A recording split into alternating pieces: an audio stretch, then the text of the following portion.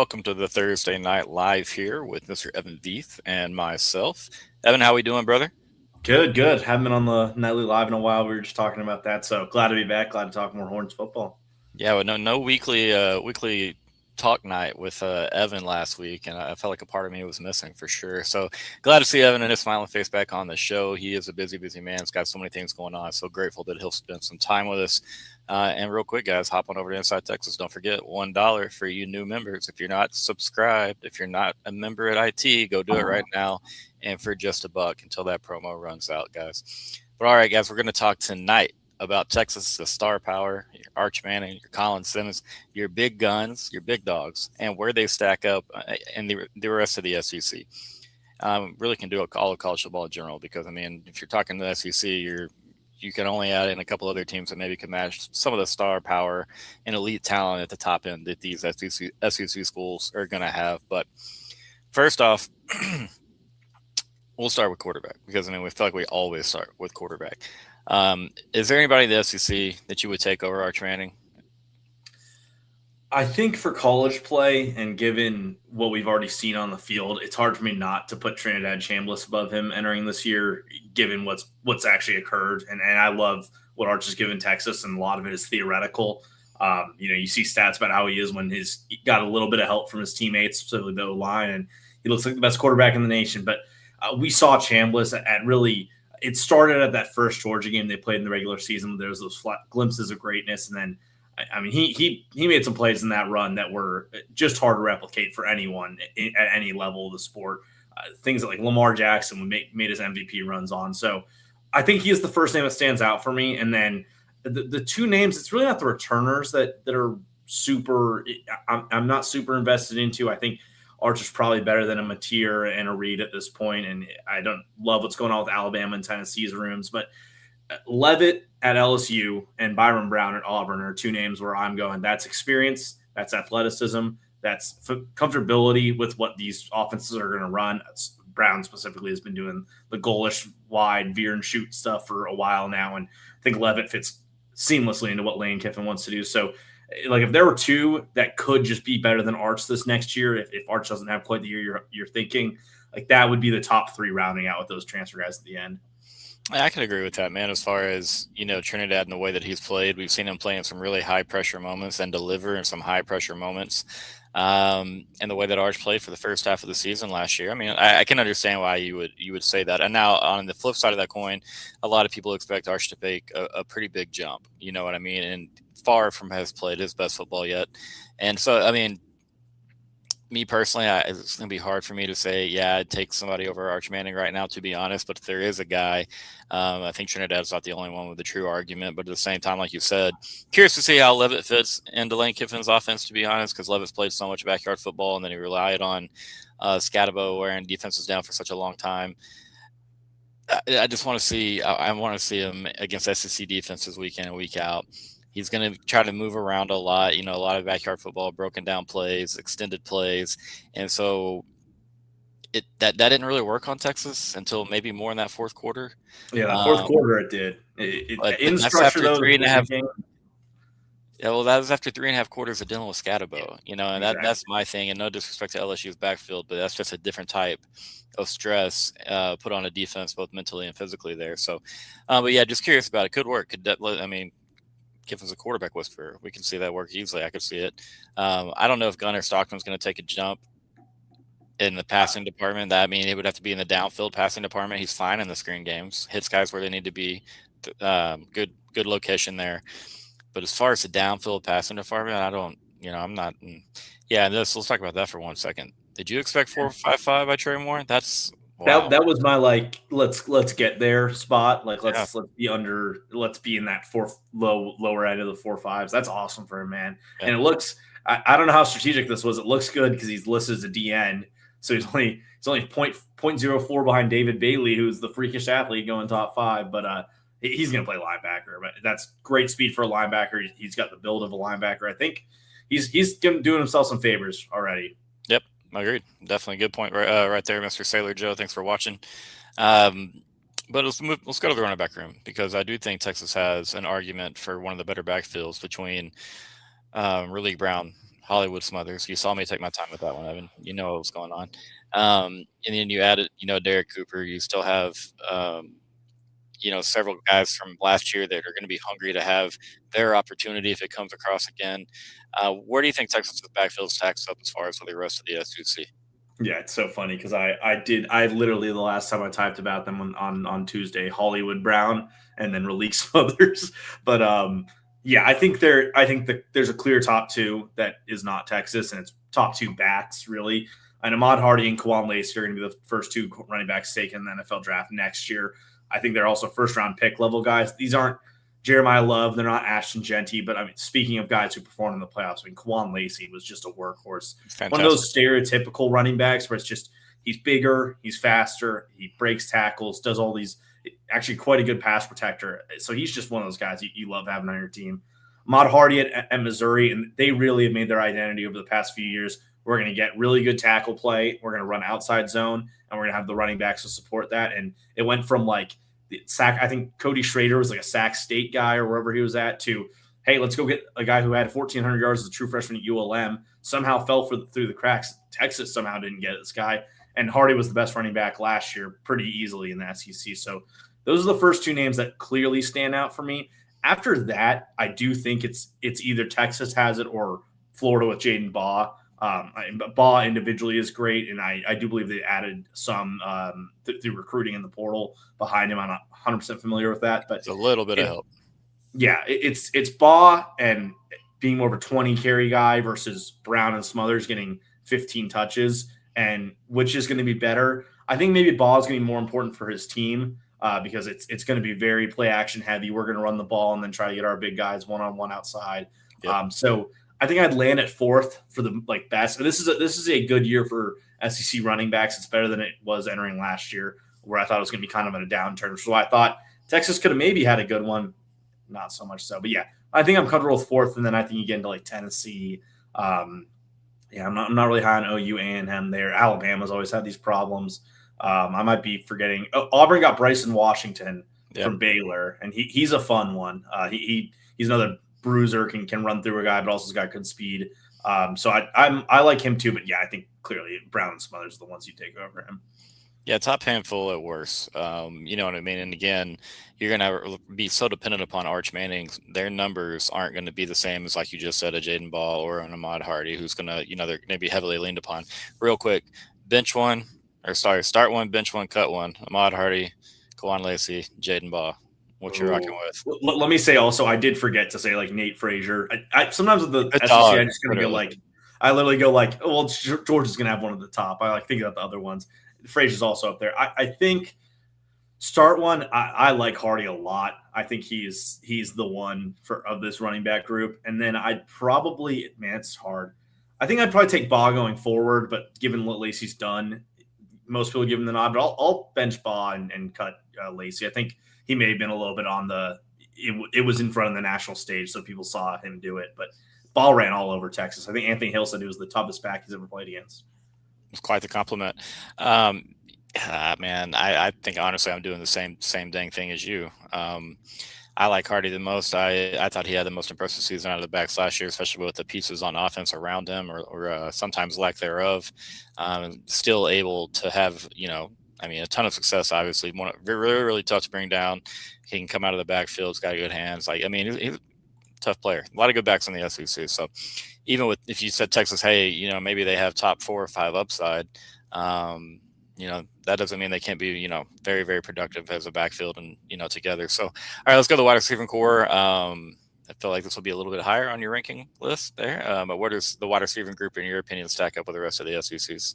Yeah, I think it enters as number one. Like if you had to rank him objectively, it's got to be, because Wingo was, of all these returning players, he was near the top of yardage. And I know Wingo had his drop concerns, but I believe 4th among returning SEC wide receivers. So right there, that's already good. And then you add Cam Coleman to that, who was, I think, also in the top 10. And you're going, hey, we've got it. I think LSU is going to have a good room because they have so many bites of the apple. They got like 7 transfers there, and I think 3 or 4 clearly look like the better ones. I believe they got Winston Watkins to come back over from LSU. Jace Brown, who I was really high on, he came from Ole Miss. Watkins did.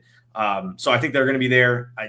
I really like Tennessee's. Like they just keep churning these really, really good receiving groups. And they got that little dude in the slot. I think it's Staley. And then Mike Matthews can go up and get a ball. So those ones really stand out to me. And I think that, and then Florida is where you see the kind of top 4 to 5 round out, because Florida got Eric Singleton to go with Wilson and Brown.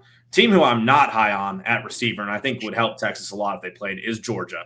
And I think Gunnar Stockton did a lot getting the ball to Zachariah Branch in the screen games, and had really good tight end play, and still had some other production from other receivers. They didn't do a lot to address it this year, and they're really banking on Sokovie White out of the slot, and I believe they got one transfer who's the past school he was at is escaping me, but I'm not concerned about their receiving core. And then Alabama's is pretty hit or miss, because who knows what Ryan Williams is after that. I mean, Bernard's gone. Horton went over to A&M. A&M probably gets in the 5 slot just because you've got Horton and Craver, but I think it's going to be worse in College Station. Yeah.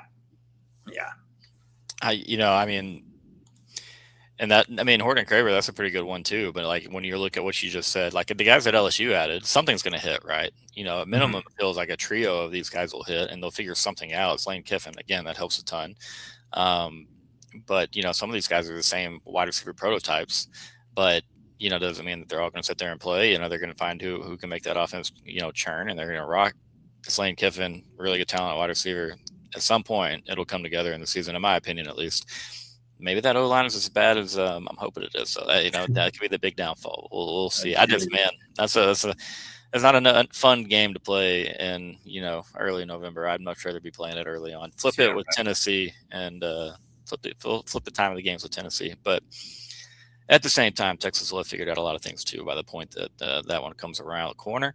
But yeah, I mean, Oklahoma, I was just like, man, they're adding guys, but it's just like, it's good. They're just adding. What did you say last week? Just a veteran guy?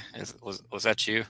I don't think that was me. Or a veteran vibes guy. That's something I'll do sometimes. No, somebody was trying to be really courteous, talking about somebody else. God, I thought it was you, and maybe it was Justin, and he was like, he's just a veteran guy. And so I was like, I like the way that you worked around calling him a jag, and right, a veteran guy. But again, OU's wide receiver room is going to be better than it was, but it doesn't strike the same fear into you that some of these other teams would. I wish Texas played Alabama and Georgia this year, to be honest with you. Depending on who you took out in place of them, I'd rather go play in Athens again than go to Death Valley and see LSU, because I'm not terribly scared of Gunnar Stockton, and not like you just talked about that wide receiving core. It's still going to be probably be a good O-line, and the defense will be good again, sure. But I mean, you're going to have to run the ball though. Like they have. You have to be successful running the ball, and if they get down in a game, that's not going to be an offense that's built to rally and score a lot of points in a hurry, in my opinion. And another sneaky one's also Auburn, because they brought a lot of those USF guys. It's basically just the same offense, but got better strength and conditioning, a little better pass protection in theory, but. Like I think they'd be another one where it's sneaky. They have a guy who ends up 3rd in receiving yards out of nowhere. Isaiah Satenia for Oklahoma, I know we were just talking about it, 960 yards last year. He and Parker Livingston, how many they're going to combine for? It might be a good bit, but I don't know if they're actually going to be a top 5 wide receiver. I don't think that Satenia or Craver were top 5 receivers in the SEC, despite having the yardage for it. I know it's kind of sacrilegious to say, but as Texas guys, but I think Parker fits what they're trying to do on offense very, very well, and I wouldn't be surprised to see him have a really good season. Just hope it's that does nothing against us, and then obviously you've seen what Satenia can do in that offense. It was like, man, this guy has nothing through 2.5 quarters, and then boom, 79-yard touchdown, and would have flipped games on his head. He had a couple of really big momentum plays for Oklahoma throughout the season, but.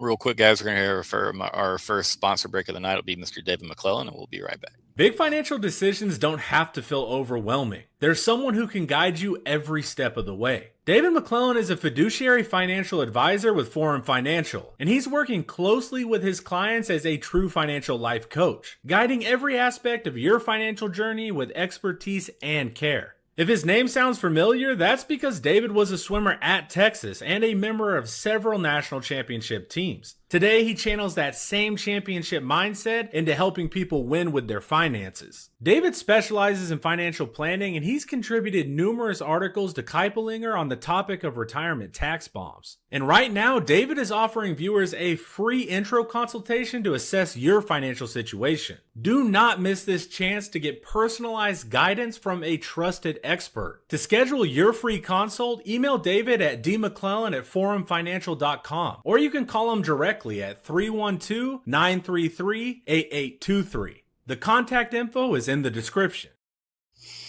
All right, let's move on a little bit to the offensive line. Where do you think that the offensive line falls in standard with the rest of the SEC? Would you take middle of the pack if that was at the end of the year? If you're like, hey, Texas had a middle of the pack offensive line, do you think that's good enough for Texas to reach some of its goals?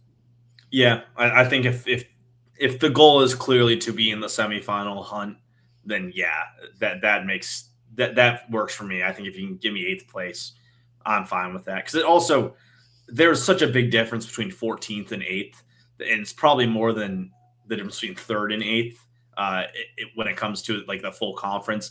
I think Georgia's going to be back to being the top one. They're returning starters even without Monroe Freeling. They've got those 2 really young big dudes that they got playing guard and tackle. Does Bobo have eligibility? I'm forgetting that, but I believe they have three starter adjacent guys returning, and then it's Georgia.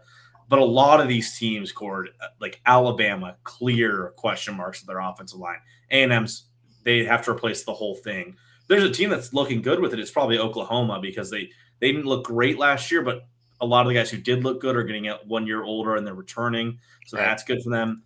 LSU, I mean, they did get Seton, but I believe they got a Baugh from Maryland, but they had nothing before Kiffin came in. And I'm not sure he did everything he needed to do to help that. I think South Carolina is going to be much improved in the same way that Texas is, because of Jacarius Peak, he's dealing with an injury problem right now, but he's in the same light as Texas getting Melvin Siani. I think Kentucky might be sneaky good on the offensive line. I want to give them a shout out. Like that's a team where I could see that being an identity. But yeah, I think middle of the pack. It's also just so hard to tell at this point in time when these things. I remember profiling Ohio State, and then 2 of their offensive line positions ended up being completely different than we thought it would be even a month out. They had a new left tackle, new right tackle, it seemed like. So it's a little bit hard, but I think Texas could be middle of the pack. And even if things click correctly, I mean, this is a good 5 players, with one clearly great one in Trevor Gooseby and at least 2 more quite good ones if you can get a good guard play, and obviously Melvin Siani.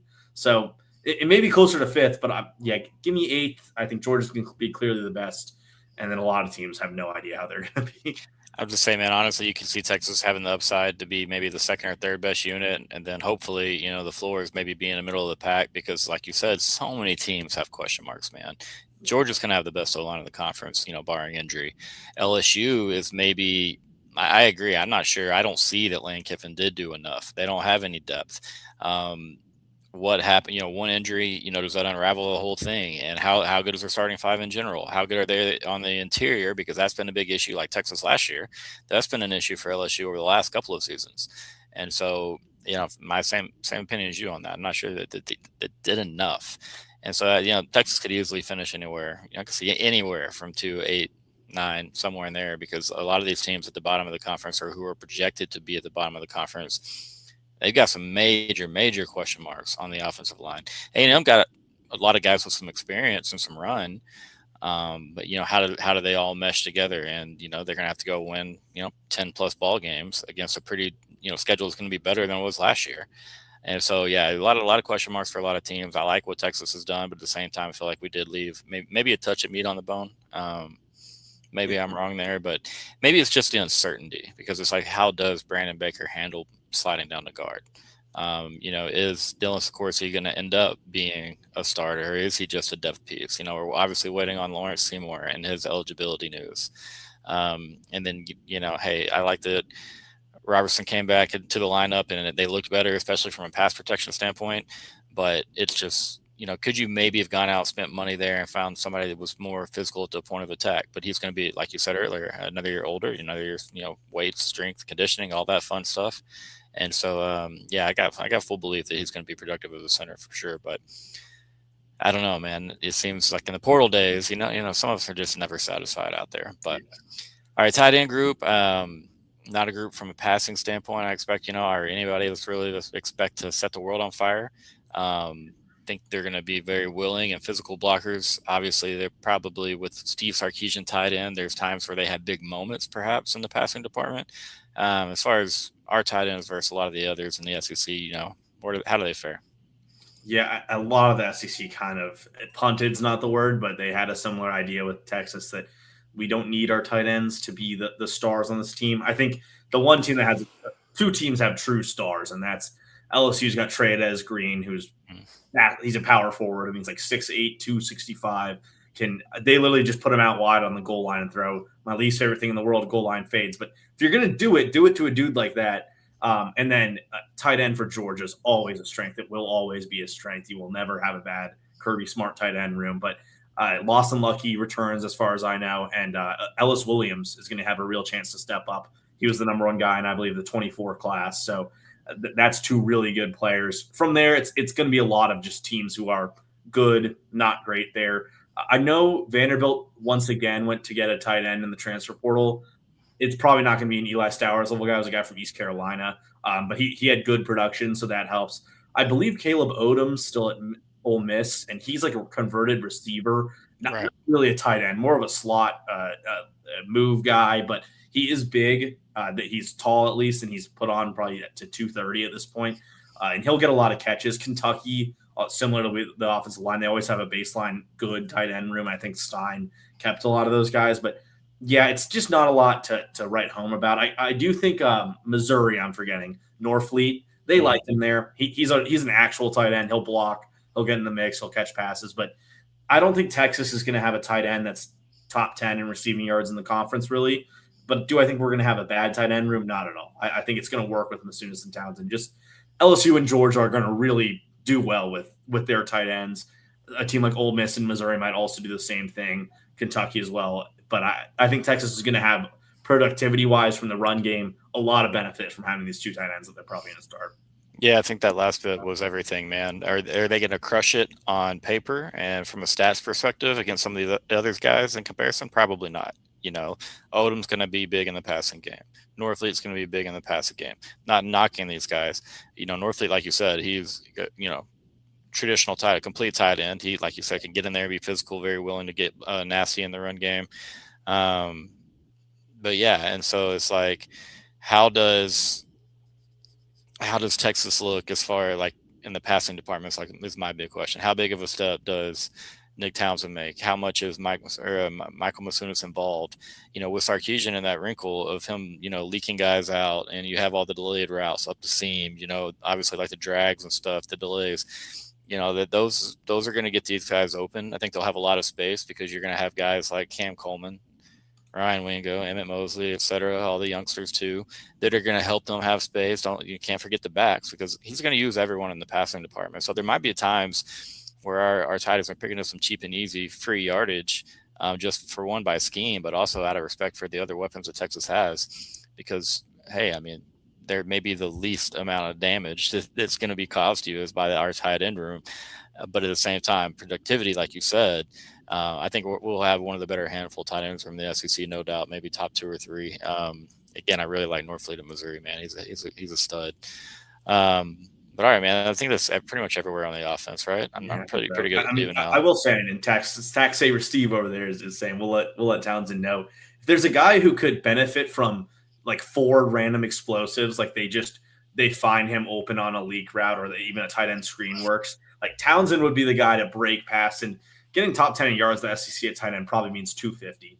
So he might be 250. It's just like Indiana's guy, Nowakowski, was clearly a huge part of that offense. Really good blocker, basically a fullback. He had less than 400 receiving yards, I think, this year. So it just doesn't matter all that much if your offense works with them as a blocker. Just gotta throw him a bone every now and then. He's willing to go in there, be violent in the run game. Gotta keep the guy happy. But all right, so defensively, and again, I know we're kind of talking like we said in the beginning, star power here, and we, I feel like, to be fair, Texas at every position on the offense, they have a guy that you might consider a star. Obviously between Arch, the wide receiver room, depends on how high you are on our newly acquired running backs. You got Trevor Gooseby out at left tackle. I'm telling you, Melvin Siani is going to impress some folks really, really quickly over at right tackle. So defensively, I'm gonna let you start, Evan. You pick the position group you want to pick first. Is there a star at every position group on the defense, the way that there probably is on the offense? Well, let's start with one where I think it's the most questionable. Is this guy a star? And it's also kind of the first position on the defense, right in the trenches, is the D line, the interior.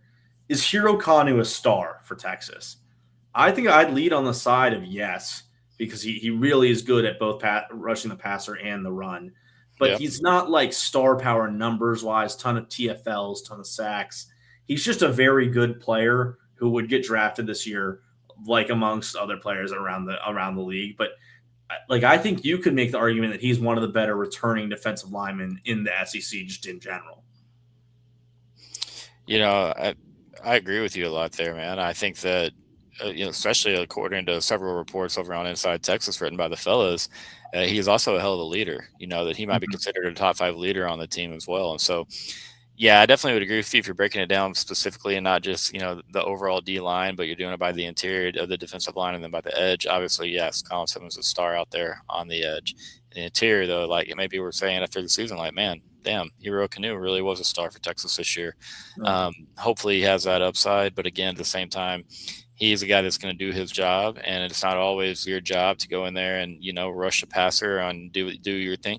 He's all about team, it feels like, you know what I mean? And so sometimes you're sacrificing yourself in this lane to open things up for another teammate in another lane, or so that a linebacker can scrape, and so that's fair. That's more than fair. Obviously, we talked about the edge position. Is there an SEC edge rusher that you would prefer to have rushing the quarterback on a third down other than Colin Simmons?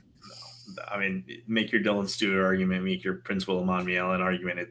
It's Simmons, and Ian Boyd's done a lot of detailing of why people might be upset with his sack numbers by the end of the year. Maybe instead of 16, it's 8.5, and they're what he wasn't making a lot of impact.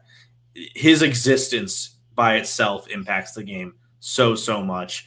But I do think the edge rushers are more star powered in the SEC. And we didn't really talk about the DTs, but it's kind of just Eccles from Ole Miss, who had a really good year, and Alabama brought in some West Coast guys, and Georgia's always going to be good there. But there's not a lot of star power. But on the edge, definitely is some of the SEC. I think those 3 names are really the ones that stand out to me. I don't know if you have any others that you can think of, unless you want to count like Chris Cole as an edge rusher. Even then, I don't know if it's in the same tier or plateau as the others. It's close. I mean, no disrespect to the kid. And Chaz Coleman, that's another guy. That's a stud. And do you think? I mean, does Texas have the best edge room in the conference? Yeah, I think so. I mean, Tennessee has produced some good edge rushers, and Coleman's another one of them. And then LSU is going to be good, but I think it's pretty clearly to Texas, just with not only Simmons and Jackson, who's going to be a good starter, but there's so much depth behind them that they're just never going to run out of guys to go and get a passer or set the edge. So I think it's hard for that not to be the best in the conference. Yeah, I mean, I better be. No, there's some elite bodies, and there's depth too, man. You love to see the depth that they've built to that position. Certainly improved since Art came around. Now, let me ask you this. Would you take let's see here. I don't want to be disrespectful. Would you say anybody in the secondary has star qualities? Yeah, maybe in 2 years, I would say yeah, but right. Who is it? I think Littleton and Phillips are both interesting, but clearly not yet. McDonald for sure, and I think with better coaching, he's going to look like one of the 3 best in the SEC, and I feel pretty good about that happening if it's him and then Bolden from Georgia, and then pick who you want from the Alabama group. They still return some good safeties. Yeah, I mean, I again think that McDonald may benefit from Muschamp's return to Austin as much as anybody on the entire defense. And so that, to me, he seems like on this next season, at least, the guy that has the most star quality or potential rather on that defense.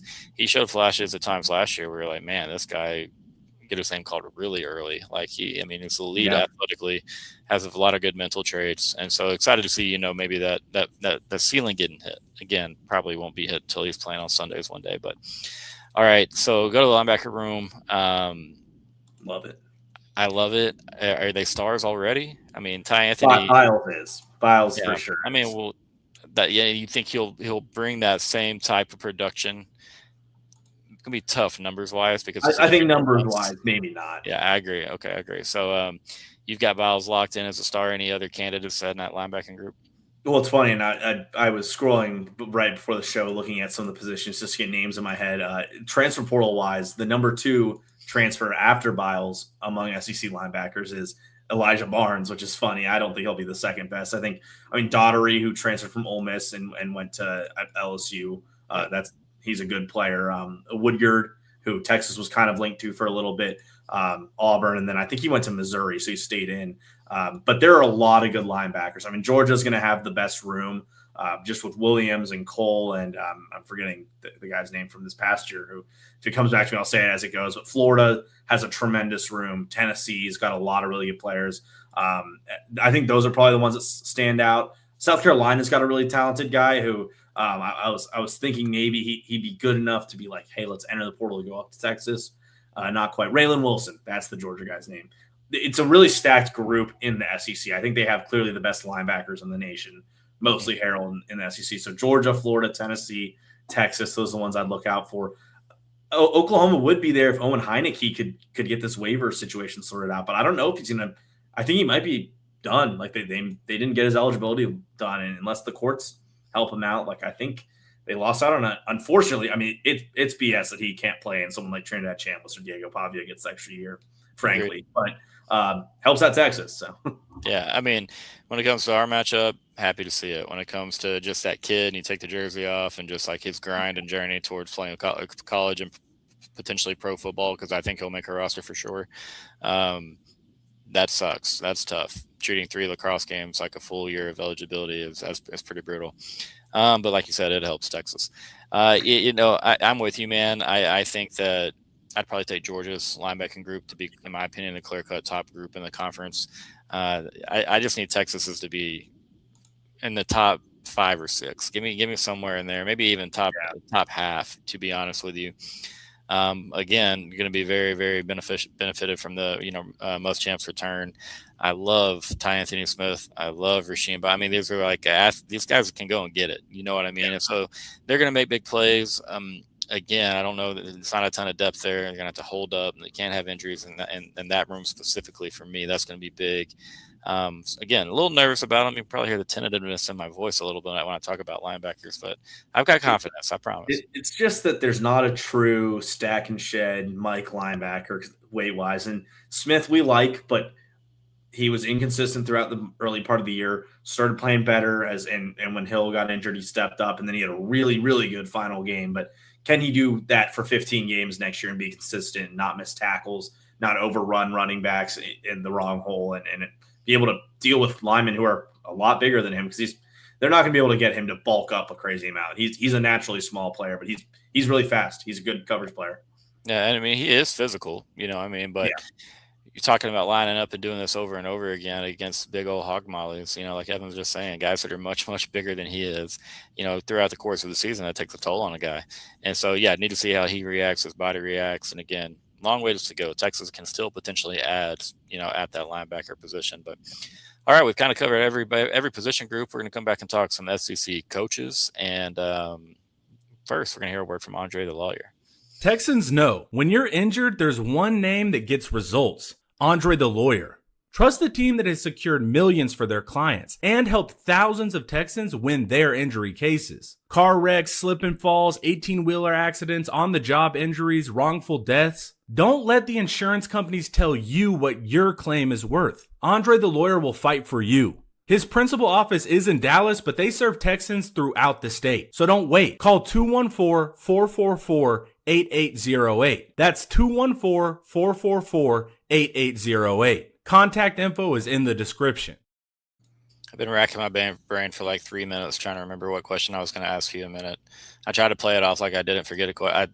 So it's going to come back to me Well, before the end of the show. I got something to talk about here, and as I'm trying to send out the tweet before this comes in, Anthony Hill official 4.52 in its second run, which is great. I've been making the Jahad Campbell comparison for a little bit, entering the year, and then now that it's gone to draft season, and I've been, hey, if he can run similarly to this guy, that could really help his stock. Jahad Campbell 4.52 last year. Anthony Hill 4.52. Campbell snuck into the first round. He was a higher pedigree of prospect as a pass rusher entering last year, and then some injury stuff kind of put him back down. But Hill's lost some of his love, so I think this could maybe keep him in that Buccaneers at 46 is just perfect. So I'm hoping that's, or 36 maybe, one of those two spots. I think it's 36. Wherever the Bucks pick, I like him there. I think that would be a good fit for him. Yeah, man, it's good news for Anthony, man. Obviously, you know, a guy that you knew, you know, his name was getting called early. The second he stepped on the field at Texas, happy that it's all kind of coming to fruition for the guy. Yeah. You like you said, want to see him go to a good fit. You know, find somewhere that he's going to be taken care of. Not only that, but, you know, obviously if best suits his skill set. And big worry about that, because I think there are some some head coaches, some defensive coordinators, some GMs and just organizations in the NFL that just do it so very, very poorly. And that's how you see them consistently in the bottom third of the NFL standings year in and year out. But it's not like I want him to go to the Jets, but with all the Mitchell and Sweat both being traded there, it's like get the gang back together. Right. That's the thing. And that's one of the places I'm like, I don't want guys that I root for to go to the Jets, with all due respect. Like, I'm no issue with Tampa Bay, though. Would be all about it. Actually hate that I like Baker Mayfield now. I just think the he's a footballer, man. He's a gamer and a leader. I hate that I like the guy a little bit, especially some of the things I've yelled at him from the Cotton Bowl stands when he was a player. But I want to talk about coaches, man, in the SEC a little bit. I've seen a lot of rankings coming out right now, man. You see all the lists. You know, I've seen Sarkisian ranked in the top 4 or 5. I've seen him ranked second. I've seen him ranked 8th or 9th. You know, in your personal opinion, you know, where do you think Sark kind of stacks up amongst SEC coaches? And again, a lot of these are going to be razor thin, tight margins. Yeah. But give us some talk on why. Yeah, it can't be one. It's Kirby Smart. I think he really should be number 2. Like, I know Kalen DeBoer did go to a national championship not that long ago, but it hasn't been great at Alabama recently, and there's just something a little off with the program right now. And I think even with them making the playoff last year, people can still kind of feel it, and it feels like there's something going wrong waiting to happen. Kiffin done a great job, built up a program with a little less resources than Sark at Texas and DeBoer at Alabama. But, you know, you can rank Sark 4th, and I'm not really upset about that. I think if you're picking anyone else out, I think it's a disingenuous list. I don't think Elko and Venables making their first playoffs should tip the scale in that way. I don't think Pete Golding can just be the better coach than him right now. I know people have love for like a Clark Lee for building up a program that's in a bad spot and making them good. And in a separate type of ranking, he is near the top of the list, but he's not above Sark right now. So I think 2, no lower than 4 is right where he needs to be. Yeah, I think that's fair, man. Again, I think you can argue all day about Sark, Lane Kiffin, and Kalen DeBoer. Like, Lane Kiffin has never played in an SEC title games or competed as a head coach. You know, I mean, obviously Kalen DeBoer, you can see the cracks in the surface, kind of like you said. You know what I mean? If you look closely at that program, if you're paying a lot of attention, that offensive line is not great. They've regressed at quarterback big time. They don't have backs. Haven't had a running game, it feels like, in several years now. Bad transfer class, generally. Not a great transfer class. Lost Isaiah Horton. That's a big piece. And then defensively, they don't play with the same type of tenacity or physicalness that they did under Nick Saban. I'm not calling them soft or anything, but like Nick Saban's teams were scary as hell a lot of the time. So, I mean, like, there's just a big difference and it seems like the mindset and the culture of the teams. And that's not saying they have a bad culture. Again, it's just Nick Saban's was clearly different. That's why he went on the run that he went on. But so, yeah, I mean, I can sit there and say that. I feel like Josh Heupel is like knocking on the door for top 5, but I don't think I could rank him top 5 because you got to win a big game eventually. And I can give him grace for last year where he got screwed over by his quarterback Sure. and made a big investment at a program that needed to be turned around in a way. And his quarterback kind of messed him up. And then they were fine this past year. They didn't beat anyone, but they played really close games against good teams, which does actually mean something. But then, and I was ready to be back on him this offseason, but then he's completely mismanaged the quarterback room. I mean, he banked on Aguilar getting his eligibility, and Aguilar's case is not very good. Even if they can't, maybe they do end up getting it to work. But Aguilar did not have a great case to make it. He's played a lot of football, and he is very old. And then he didn't add anyone from the portal. He lost, I mean Ryan Staub, but you know what I mean. He didn't go and get a big name and just go, hey, Joey, thanks, but we got a new guy from here. He didn't even add like a guy at UCLA did, the Elon player. They didn't add guys like that. It was just, okay, if it's not Aguilar, then it's Staub, who's not good, and we know he's not good. McIntyre, who's really young, not some super, super well-touted recruit, and Faison Brandon, who is a highly touted recruit, but is he ready to run this offense in year one? Probably not. So I think he's had some pretty big problems as a roster manager in the last 2 seasons. So it's hard for me to keep him in that top 5 spot when, I'll give it to Mike Elko. He has elevated the program, and it's in a better spot than when he took over, obviously. And they just made the playoffs. They've won some games. I don't love Marcel Reed, but I at least know what Marcel Reed is, and his team knows who the quarterback is. So I'd probably put Elko above him for now. And then, I'd probably have to put him in that 6 range probably.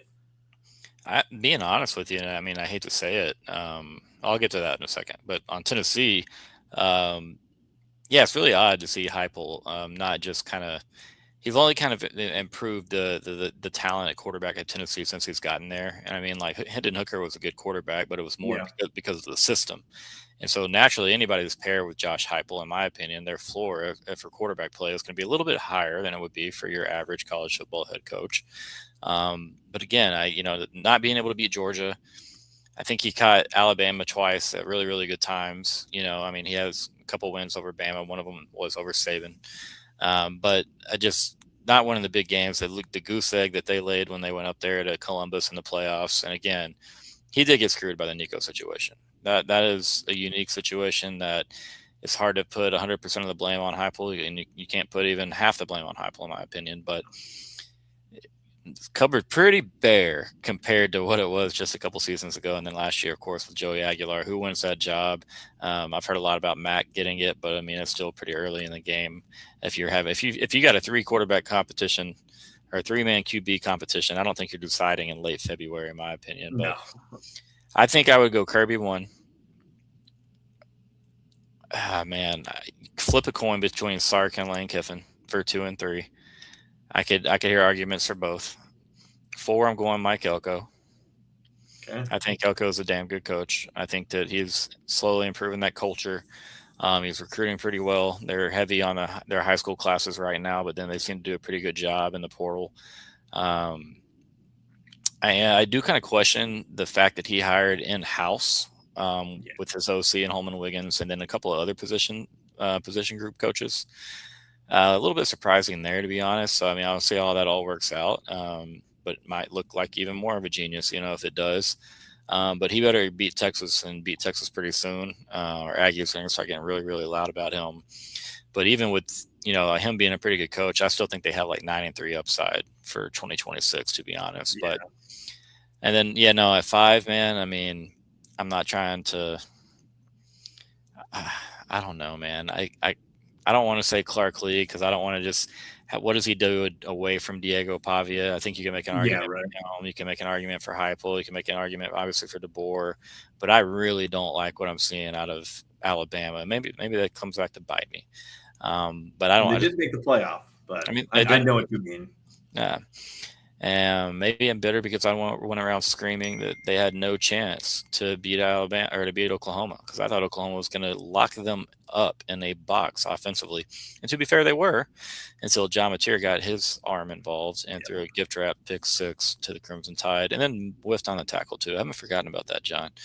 On Lee, I will also say it's not going to be great this year, but he added more than he lost in the portal, which is good. Like On3 does their portal rankings with adds and losses kind of combined. So you'll see certain teams look really bad if they've had coach changes, but his is near the top. I think it's top 5 because they added players. And then Jared Curtis may not hit the ground running, but he got a top 3 quarterback in the class to commit to Vanderbilt. I mean, look at the times we're in. And I think he's adding to his team more than some of these other coaches are. And even, I mean, last year Sark did not add to his team, and that's because of more roster management than anything, but that's still his job. So if you're going on who added more to their team last year, Clark Lee is near the very top of the tiers. No, I'm with you. I mean, again, it's more than just he's won a few football games. Like you said, he's getting the guys in there that normally would not end up in Nashville, Tennessee. Mm-hmm. Let me ask you this. Most likely coach to not be working at their current job in the SEC next year, not due to them leaving to take another job or a bigger job, but you know what I'm saying? They're getting canned or they're resigning because they've been asked to. Who you got? I think it's Beamer, and not because I don't believe in him or think he's a good coach, but they are clearly in this is the year mode, like very clearly. It's Sellers is still here, Harbor's still here, Stewart's still here. I don't know what that program is once those guys are gone, and they're all going to be in the draft next year. They got peak. They fully rebuilt their O-line. They've invested a lot of money into the transfer portal and haven't done a lot with recruiting. If he's 8-4, maybe that's good enough, but maybe it's not. And he kind of does I know you said not on his own leaving, but they kind of do hey, let's mutually part ways, but in a not nasty way. Yep. We'll go look somewhere else to rebuild. You do the same. I think it would be just you go down the list, and a lot of these guys are new. I mean, LSU is a new coach, Arkansas, Florida, Ole Miss, Kentucky, Georgia, or Auburn, sorry. And that's a lot of new coaches. So I think of the rest of them, it would probably be either Pete Golden, just it blows up in his face. They're like, no, this is not happening again. Or Levy just has a terrible year, and they feel like they need to go elsewhere. I think most are safe, though. I think that the Golding is a sneaky good pick just because, like, if that does blow up, it's like, do we want to deal with all of this? Is this what we want our future to be? Mm-hmm. Based off a couple of playoff games. I love Shane Beamer. I like South Carolina football. I'm a big Lenore Sellers fan. I'll, again, continue to pick on myself for choosing him as my preseason Heisman winner. I do, too. Going into last – well, look at us, buddy. Look at us. Look at us. But I just don't know if they did enough. That offensive line was really, really bad. Really, really bad. And like you said, they put a lot of money into it. That defensive line wasn't great in the second half of the season. Neither was the safety group, the linebacking group. They took a bunch of JUCO guys. What's that? They got Christian Clark. Yeah, that's my guy. They took a lot of, like JUCO guys and FCS dudes. Yeah, Power 5 guys or FCS guys. You're going into last year, and I just a couple are still around, but I don't know if they're going to be good enough in the front seven on defense. I don't particularly love the back end on defense. So Lenore's better light it up, man, because if that schedule, you don't really see maybe more than 8-4. If a lot of things go their way, 9-3. I mean, that's a tough schedule. But yeah, I do think Golding's a sneaky good pick. And then obviously, like you said, these guys are all pretty new. Obviously, Stein and Golish and Silverfield, which I don't think Silverfield's going to light the house on fire there. If he has less resources at Arkansas than he did at Memphis. Yeah. If you were to say, hey, who has the shortest tenure of all first year coaches at their SEC schools, I would definitely, without a hesitation, say Ryan Silverfield. You think Drinkwitz deserves more respect? Because I feel like everywhere they always have a middle of the pack.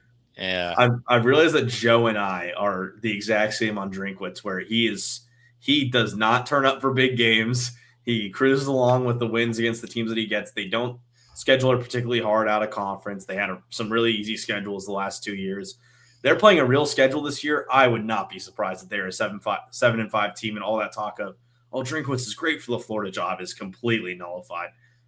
He's had success. He has gotten some good from some players that weren't quite elite recruits. He's also added a little bit, but he doesn't recruit anymore. And the transfer classes aren't that great either. It's this run game is great this year, or they are not going to be good because it's Austin Simmons, and I don't know what to think about Austin Simmons. I'm just not. I don't see why I should be overly high on Austin Simmons in the Chip Lindsey offense at the University of Missouri under Eli Drinkwitz. That just sounds a lot. Just sounds like a lot of meh, in my opinion. It sounds just like a lot that could go wrong for Yeah. the young guy. But no, again, they have to run the ball. If you can run the ball, yeah, maybe they get to 8 wins. If a miracle happens, fine, nine or more. I don't see it happening. They don't win the big games. They, even at home against big opponents, they had Georgia kind of up on the ropes. What was it, 4 seasons ago?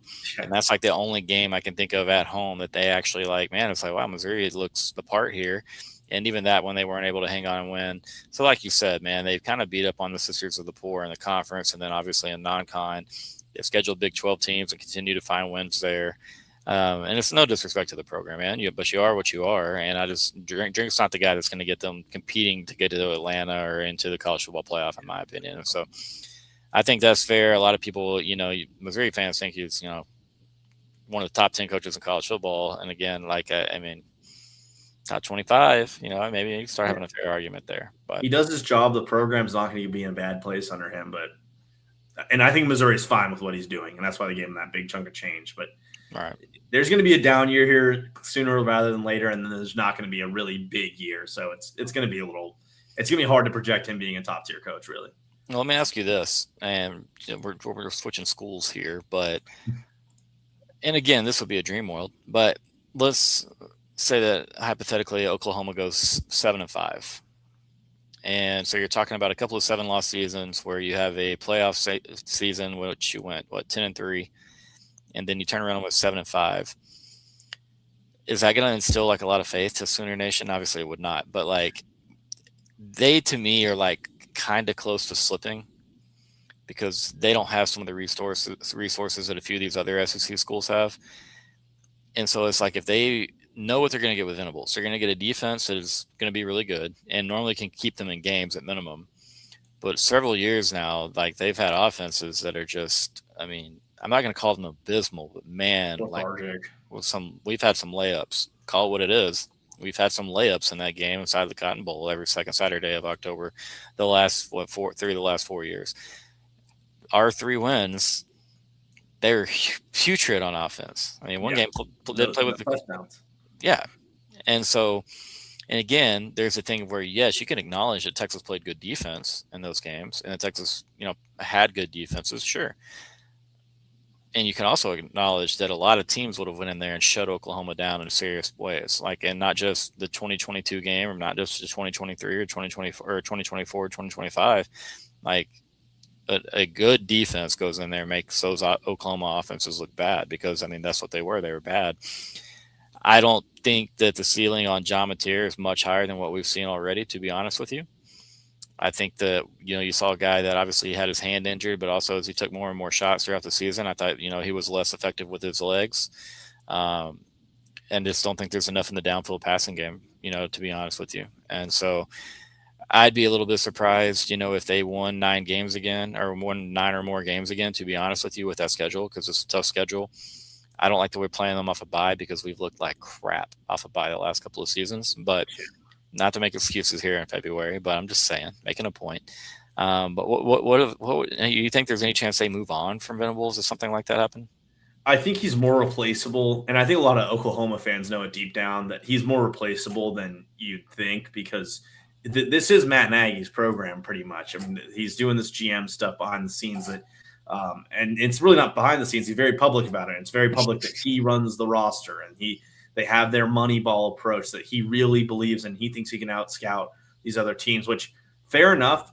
It's a good blend for them because if they're not going to be top 5 in spending, then they're going to have to pick and choose who they get and also go to the bargain bin a little bit and find an Isaiah Satenya, which worked really well. And Taylor Ween was a really good 3-star recruit that ended up playing for them. And they sort of rebuilt the offensive line through him. But is Venables so good as a defensive play caller that you feel like that you can think that he cannot be the head coach type and that he can only be the defensive guy and you're going to have a home run on offense no matter what to truly be competitive? I think he's a good coach, but I don't know if he's good enough to do all that. And they put a lot of investment into Arbuckle, Mateer. Those two. Arbuckle's a highly paid offensive coordinator. Mateer is a highly paid quarterback. They're getting 2 years out of him. They've been able to build an offense around him for 2 years. So, I'm saying this all after they came off a 10-win season where they made the playoff. And if they are an 8-win team, I don't think it's that big of a panic. You can chalk it up to schedule stuff. But yeah, if there's 7 wins, 2 of those come against terrible out-of-conference teams. One of the losses is to Texas. They're getting by against the teams they can beat, but they're looking bad against the really good teams.